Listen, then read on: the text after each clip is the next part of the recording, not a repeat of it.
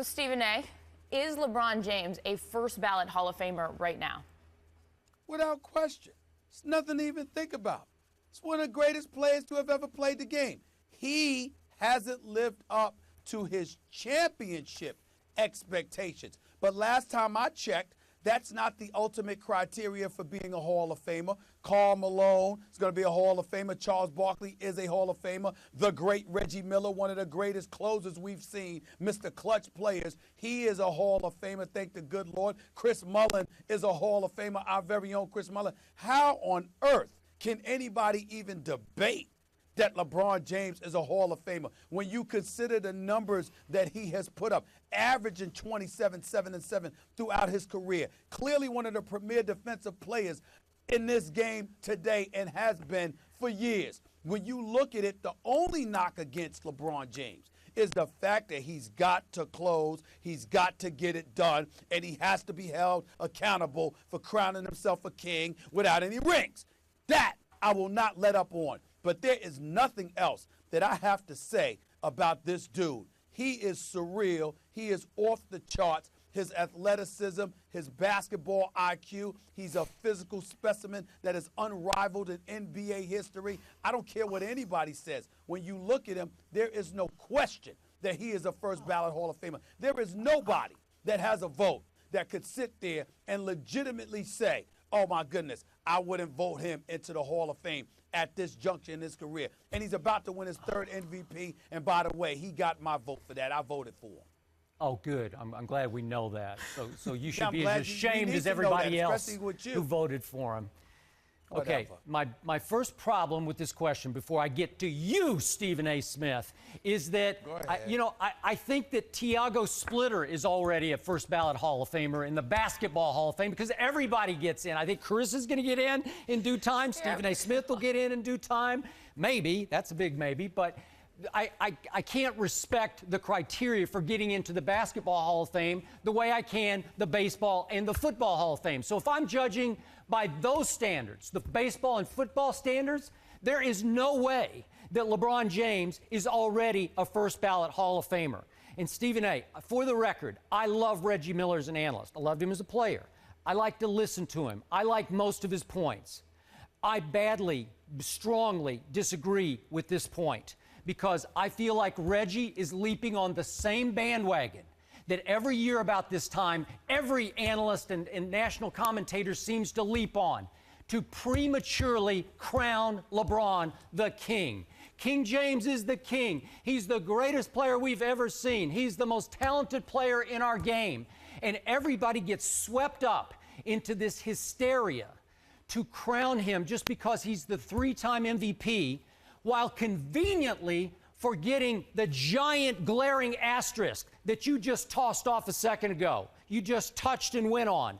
And that is that the most talented player in the game in 4 of the last 5 playoffs has flamed out as spectacularly or unspectacularly as any great player we have ever seen. I'm not talking about one flame out, chosen one turning into frozen one.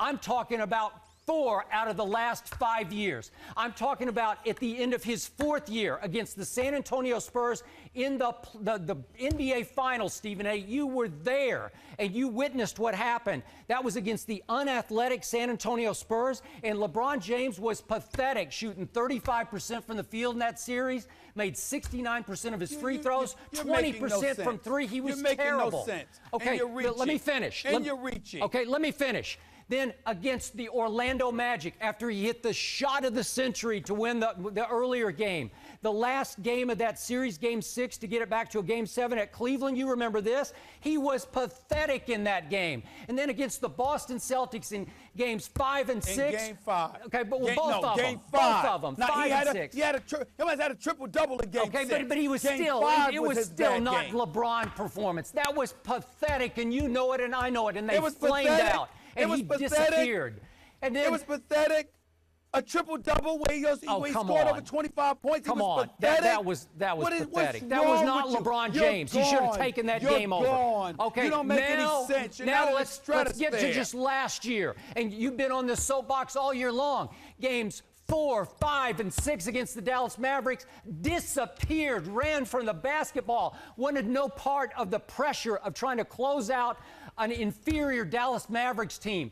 That was one of the most shocking upsets in NBA history, certainly in the finals. And you're giving him a pass for that now? You're saying he's a first ballot Hall of Famer just because he's about to be a three-time MVP? Skip Bayless. Are you kidding me?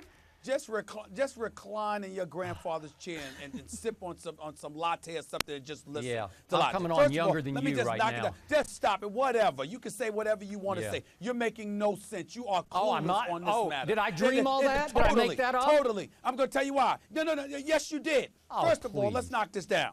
The San Antonio Spurs, Greg Popovich, Tim Duncan, Manu Ginobili, Tony Parker, that defense, that collection of individuals that know how to play you like got a no team use at for that them. time.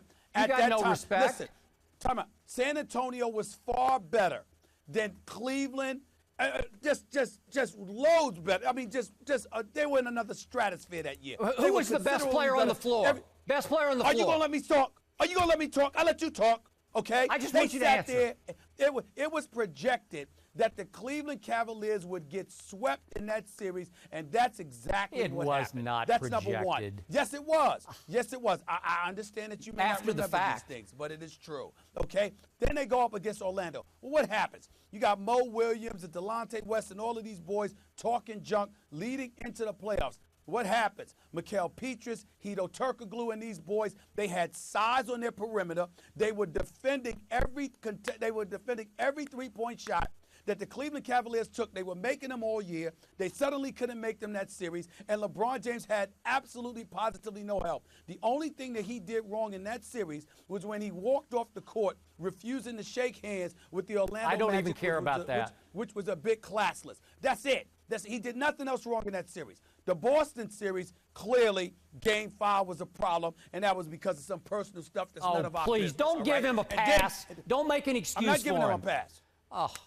You clearly don't want to listen this morning. Okay. I'll talk when you want me. I'll talk when you want to listen. Because what I'm trying to say to you is that that's one game. If you look at the totality of that series against Boston, he didn't play bad that series. I have two problems in LeBron James' career. That Game 5 against Boston and that horribly pathetic performance in the NBA Finals in the fourth quarter of the last 3 or 4 games. Just an atrocity, okay? That is it. That series and Game 5 against Boston. As far as I'm concerned, there is nothing else about LeBron James that does not speak to first ballot Hall of Famer, especially when you consider who else is in the Hall of Fame. Just stop. You ain't even making any sense. You're embarrassing yourself with these points. No, you're embarrassing yourself. I'm embarrassing you with these points because you're giving this man, the best player in the game, pass after pass after pass when he was the best player by far on the floor. I'm not giving him a pass. I got one question for you, Skip. Can he play in the finals tomorrow? Yes or no? The finals ain't scheduled till June, Skip. What am I supposed to do? I mean, when the finals come, he better be there. And when he's there, he better perform. That is what I've said since day one. I have been consistent about that. There's nothing else for me to critique about this dude. Nothing. Well, and you know it. Since I have an affinity for numbers to clear up, he did have 27 points, 19 rebounds, and 10 assists in that Game 6, just to let you know. Yeah. Well, do I have time to go into it? I don't think he had 9 turnovers, so I'll give you that. Hold on. He was a disaster in the fourth quarter of that game. A disaster. Okay, we're going to leave it right I watched it with these two lazy, repaired eyes. 27, 19, and 10. Please. How is that awful? You know what happened in that fourth quarter. In what world?